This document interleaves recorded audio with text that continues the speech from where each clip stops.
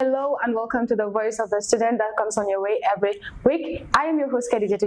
With me in the studio, we are joined by two gentlemen. I will just allow them to introduce themselves to you. Hello, how are you? I'm fine, sister. Alhamdulillah. Please, can you tell us who you are? My name is Yusuf Abba, a student from Masrou Senior Secondary School and a member of also the press club. The press club. Congratulations and thanks for coming. How about you? Yeah, my name is Lamin Bisise, the current head of press at Masrou Senior Secondary School. Thank you so much, Lamin BCZ. So we call that the president. Yeah. Are you ready to start or challenge Adam? President versus president. Let's see how that goes. What do you have for us today? Yeah. Today, we're here to discuss about good governance. Good governance. Wow, Yeah. wow. How That good is governance indeed is. a very great topic and a wider topic. Yeah. But then due to time factor, we're going to cut it short. Yeah. What do you mean by good governance? Good governance, when we talk about good governance, it is about the effective, efficient, and management of a country's finance or resources. But do you think since after independence in 18 February 1965, Yeah. African countries, or Gambia in specific, had good governance? No. Many African countries are still under development because of the unseriousness and corruption of their leaders, which leads to the aristocratic and kleptocraticness of their leaders. Of their leaders. What do you have to say about that? Yes, when we talk about good governance, this is the proper management of country's wealth and resources in a way that is effective, efficient, and responsive to the needs of people without corruption.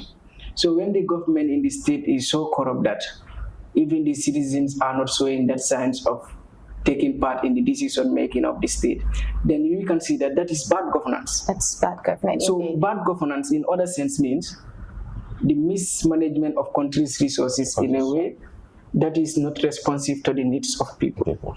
Yeah. Thank you so much. That's like a brief explanation of what good governance really is. So now, how do ordinary people like us question the government for wasting our resources?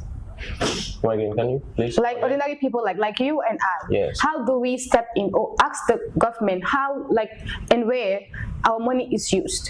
Through portraying our grievance and informing them about the needs and things we need, and informing them about how the actions of their responsibilities can bring about development in the country. Exactly. Thank you so much for that. How about you? Yeah, through press. The You press. know, press is one of the ways that keep people being Alive. aware of government, their functions. So if the press is free in the state, that will lead to accountability in the state and transparency, because anything that happens in the parliament or any other place, the press is there to inform people about what is happening. So if the press is not independent in the state, there will be what we call instability. Instability. Yes, people will not be aware of information, things that are running in the country. So, But do you know there is a problem in the Gambia when it comes to accountability? Yeah, there's a big problem. There's a big problem. Yes. Because when I did something and I am supposed to be accountable for that, you're the one that is going to accountable. I will just give you money and I will keep your mouth shut. Right. So at the end of the day, where do we go? corruption, we need development, and we cannot progress. That will retard Of those. development, of course. Like also we know that we have ministries. We have Ministry of Education, Ministry of Agriculture, Health, and other stuff. So every year there is a budget allocated for it. Those sectors. Sure. Do you think they use those budgets to do our needs or to the needs of all the citizens? Because we need help at schools, we don't have them. Yes. Agriculture sector, it is even dying. When you come to the health, go to the hospital. Yes. You know, these people, they embezzle our resources. Exactly. Falsification of resources, the wanton way of spending resources in a way that is not responsive to the needs of the students. At large, we can talk about the people in the state.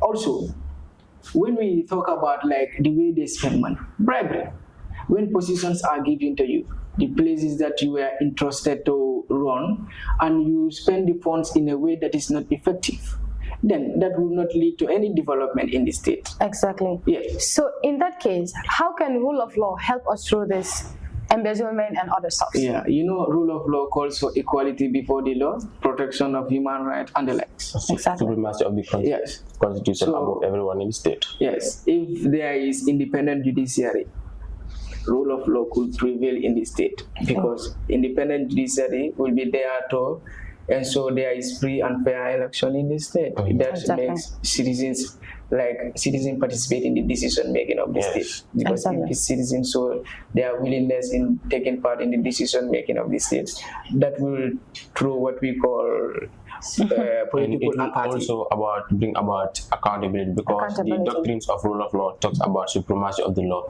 So the people that are entrusted with those responsibilities or have the mandate to run out those activities should be vulnerable to such punishments whenever they are at fault. But for instance, today, if I so embezzle someone's money, Yes. I am going to be accountable for that. And like the law will take an action that everyone will learn from it. Yes. But why is it that when a government official did it, like it is buried? It is People no longer talk about that. yes, because it is about the inseriousness of the political leaders that we have in office. They are not there for the needs of the people, but they are there for their personal gains. So whenever they one of their members did something that is not providing the needs of the people, they tend to protect each other's back. So that is where all those things or accountability is not being exercised. Thank you so much. But then we all know that good governance doesn't only come as a result of the top government officials. Yes. We have lower level management where we have in schools and local government and other stuff. Institutions. Let's talk about the local government. From there we just browse on the school because there are a lot of things going on right now. So talking about the local government, they should also provide things within the locality. Yes. But passing by the market, we will pass places, there is no trash bin, we will see people dumping all over. It's not healthy for us. Yeah. What do we say about that? Your local government, there's I think semi-autonomous body that Exactly. is formed through the Act of Parliament to provide socio-basic necessities for their jurisdiction. Exactly. So the local government also at certain state they depend on the government. Yes. So, but mainly they also collect tax. Local government, they collect tax. So those money that they collect from people, those are the ones that they use for development, like construction of feeder roads, market, and the likes. Yes. So now, but high dependence on the government will not improve anything because the government has a lot of things to do.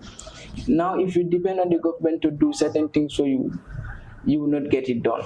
So I think the local government, they need to stand to defend themselves and make sure that they are together with the youths to make sure there is purification in the state, meaning there is development in that particular place. Yes. Yeah, that is what my confessional thought is about. And what I want Thank to you so add much, to and that, it is honest. because most of the the authorities that are given to these local authorities or sentiments, they are just delegated from the ministries. So you understand, but we understand that most of the times the government officials have unlawful infringement of interactions or interference in these people's affairs. So they just give them the money budget they should use for development purposes, but they tend to control their activities. That is why the local authorities are hindering behind. But do you know they are the most corrupt people ever? Just take a look at it. When it comes to mismanagement of funds, they do it more than the central government, but their own is hidden. Yes. Their own is hidden. Let's talk about the scholarship. They have every right to give scholarship to the people in their constituencies. Sure, yeah. But how many people are given that opportunity? Most of the time is their family members. Yeah. Most of the time is their family members. Nepotism, yeah. Exactly. And that is a problem when you come to the government. So You imagine we are all citizens and then we are part of your constituency.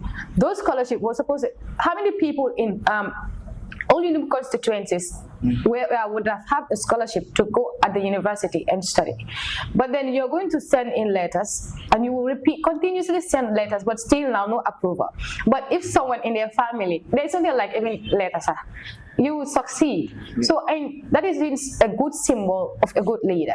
Yes, and There should be fairness. yeah, those are things that are making us to hinder behind, because those people or the people that deserve the position to be given the scholarship or academic scholarships are not given positions. Exactly. So in a matter of that, when they go out or the undeserved people are given positions, they are not going to know anything about it, because people who know that they cannot even spell their name or do not even know the the importance of what they are doing.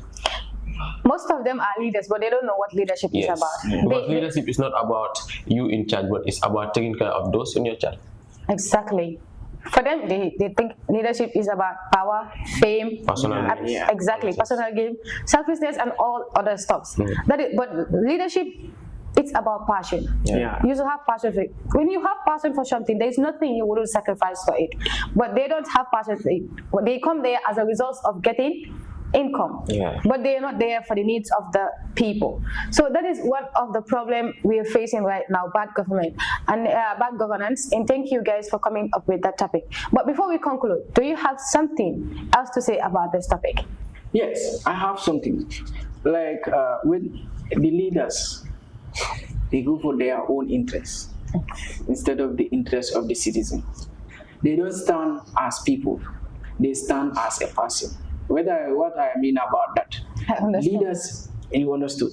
So leaders, they represent themselves like they are the only one that get things done. They address themselves as, I am the one that get this thing done. I am the one that get. Well, on the whole, it's not only you. We contributed our money there. And individual success is not a success. You see, success doesn't come like that. And one thing I also want to add: the good governance is not only about following the doctrines of rule of law or anything, whether accountability or things that can make a country to progress, but it is about what? Your policies. When you look at you go to Burkina Faso, Ibrahim Traoré, the military president that is there, he just did a coup d'etat in 2022, and it's just maybe nearly 3 years, and he brought about many developments in the country. Myself, though we believe in human rights and other stuff, but I support military government than civil government. So as a Wallahi, look at Yaya Jammeh, though he does a lot of things that are terrible. But comparing Yaya Jammeh's development to Adama Barrow's development, they are two different things. Two different, just like they are not. Yaya Jammeh's time, education, like, it was quality. Even though, like, you don't reach certain levels, like having masters or other stuff, doctor's degree. But someone that has even a PhD is way smarter than someone that has like a doctor's degree like in this century. It is crazy. So, like, I appreciate his leadership. Though there are lapses, and every human being has lapses. So even us here, if you're supposed to find out more about us, you will find out something that is not good or something that you don't like. Everyone has faults. But then military government, I am in for military government. Likewise to me, I do support. Exactly. That is why I would say military dictatorship is the best for this country. What I mean by military dictatorship, dictators that will decide to get things done, not the one that will sit and citizens will come, can you please do this for us, can you please? No, you have to know things that your citizens need. You do it for them. I don't know for other countries, but I do know that for Gambia, like, civil government will not do well here. No, because it's only military government that will come and dictate, do this. Because military are being opposed to hardness. If we are still too lenient, people don't take you serious. Yes. So the militaries are opposed to hardness. They know the sufferance of the people because they were in the situations. So they tend to try and be exactly. During Yaya Jammeh's time, he can kill. But if someone else kills someone, that is always a big thing. So you'll be accountable. But just look at how many people are being killed at the incident that happened at Turntable. Someone walking and then you like. It's crazy to talk about them sometimes, but it's crazy. Citizens are living in fear, no security. No security and all this thing. If you go out up to 8, you'll be thinking, how am I going to get home? During the former president time, that time you can be working at late hours without even looking or glancing behind or being scared. But now, even daytime, sometimes maybe maybe board areas or places that are isolated, you can be scared at daybreak. Talking about now schools, because this bad governance goes to all the institutions that we have. Talking about school, what are the things that are going on in the school that are not appropriate or right? Corruption is there. Corruption is one of the key factors that is retarding the growth of this nation, Exactly. particularly in school. Yeah, training kids to become corrupt. Yes, a position that is entrusted to you. You see, like this student is like this and that and that. So let me put her ahead of others. Exactly. That is one of the ways that we promote corruption in this country. Another thing is that, like, sit back. When you are given money in the school, you did not give it to the students. You use the part of it, and the rest you just destroy it like that. You don't even cater for the students. That is one of the ways that students are being violated in school. Yes. Do you have something to say about Yes, and that can also be like academia, excellence, because you have many students that have different brains and potentials. So students, they define each other. They are more intelligent and they are more wisdom than each other. It differs. So sometimes teachers tend to, manipulate the results of others and give it to others that are not deserving for the position because due to fraud or bribery. Bribery. Thank you so much. Thank you so much for coming, and then thank you so much for coming up with such an interesting topic like this. But corruption, or let me say bad governance in the Gambia, cannot be overemphasized. Sure. Likewise in Africa, it is really a stigma that everyone have to wipe away, and we need to do something about it. Thank you so much for coming. See you next week. It is indeed an honor to grace this occasion. Okay. Thank you. Hope to see you again. Inshallah. Thank you.